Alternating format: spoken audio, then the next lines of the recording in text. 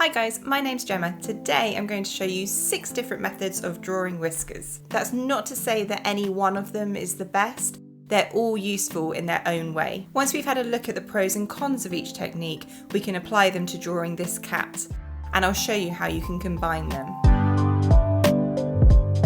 Let's start with the most obvious one, which is also my least favourite, which is drawing around the whiskers. To do this, I'm starting out by sketching the outline of the whiskers, and I'm doing this with a mid to dark tone. And once I've got them marked out, I can start adding a fur-like texture in the background, just to show you what it would look like. And this is tricky. Because I need to avoid drawing where the whiskers are, I have to work much harder than using other methods. Because I'm drawing fur, I'm using a lot of flicking hair motions, and they are particularly hard to stop abruptly and not go over the white space of the whiskers. And because of that, I'm not able to get the whiskers particularly crisp, and I'm also not able to get them as fine as I want them to be. So this is definitely a way that you could draw whiskers, but there are very few situations that I would actually recommend using it. So let's move straight on to the next method. Next up, I'm going to show you using a white pencil. So let's just speed through putting down some fur-like texture. To add this in, I'm going to use a luminance white pencil. For the base layer, I'm using Polychromos, but I found that the white pencil from the Polychromos, if you try and put it on top of darker ones, it doesn't really show up at all.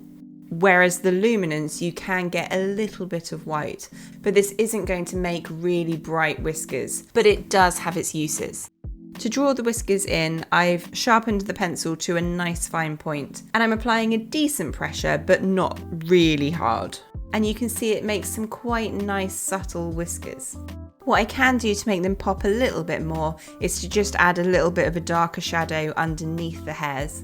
Now this method does work far better on darker pencil. It doesn't show up as well on lighter pencil. So to show you that, I'm just going to make the bottom right hand corner a little bit darker and just show you one little strand on there just so you can see what it looks like.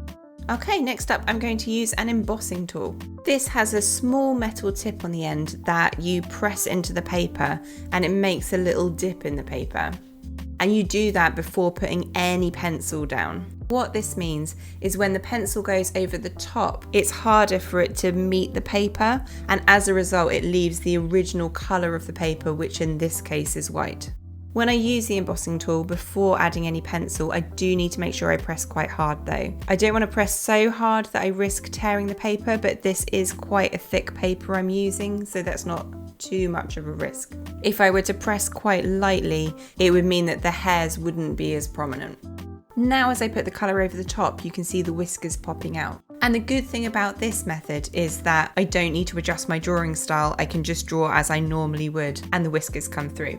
And not only do they come through, but they come through very bright white. I could use some pencils to tone down the white if I wanted to have more of a light grey whisker, for example. But it would need to be quite a sharp pencil to get into the dip. Okay, next up I'm going to use a craft knife.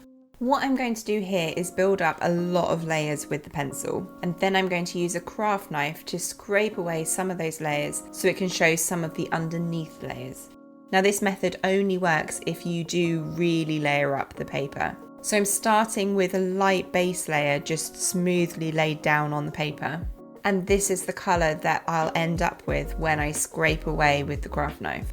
So once I've got down that base layer, I'll build up some general texture until the paper is completely burnished.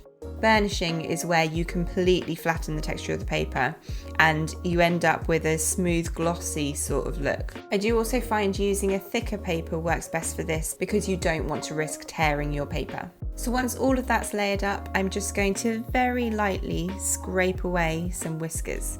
And this is a very good method for making some fine hairs. I do find it very good not only for whiskers, but if you're drawing, for example, a dog's mouth and there's some light hairs that are coming over the mouth, it's very good for putting those light hairs in.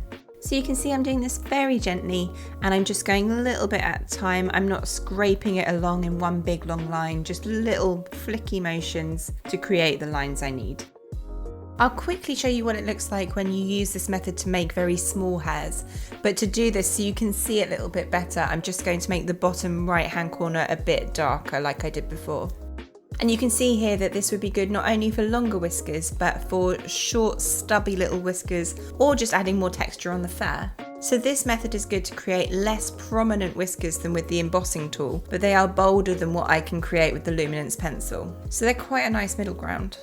I'm just going to use the light grey Polychromos pencil on the thicker whisker I've created here, just to show you that you can also go over the top of a whisker and burnish that section, and it makes it a little bit bolder. Alright, next up let's have a look at the Jelly Roll pen. Because this goes over the top of colour pencil, I'm just going to skip to where I've already done the swatch.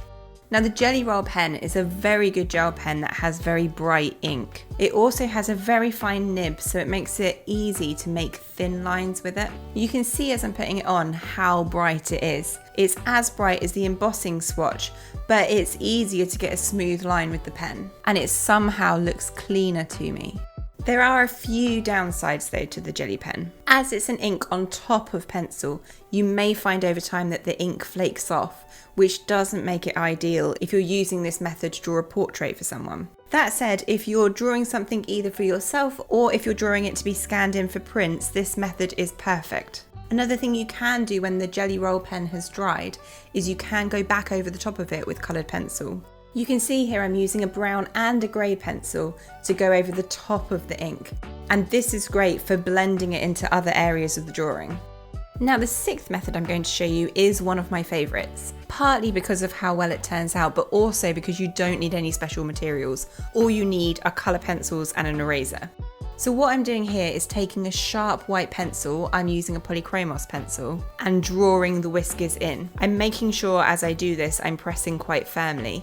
What I want to do is completely flatten the texture of the paper so that no more pencil can get on this space. In reality, a little bit will get on top, but that's okay. So once I've gone over it firmly and it's looking nice and glossy in the areas where I want the whiskers to be, then I can start going over the top of it with my fur texture.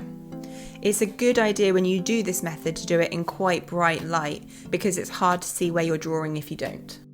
And now where I've done that, you can see when I put the pencil over the top, the whiskers are coming through.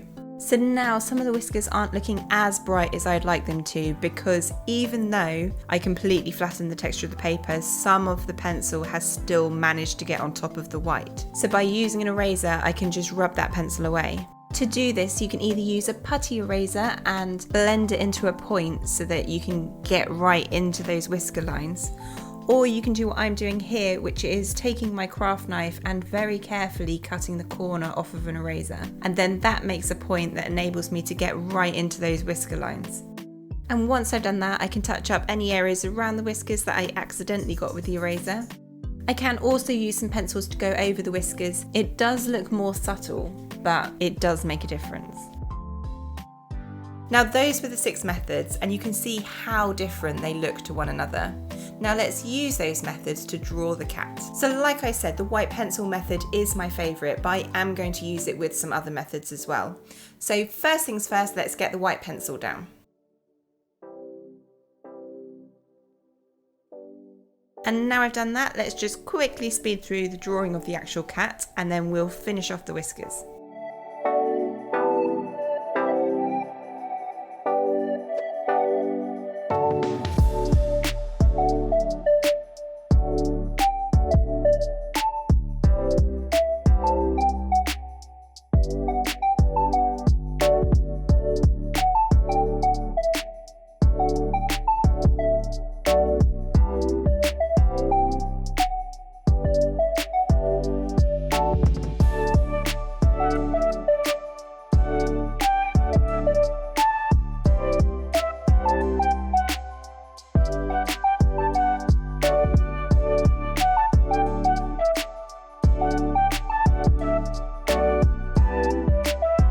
Now that I've done that, I'm going to start off by using my luminance white pencil to put in some very subtle white hairs.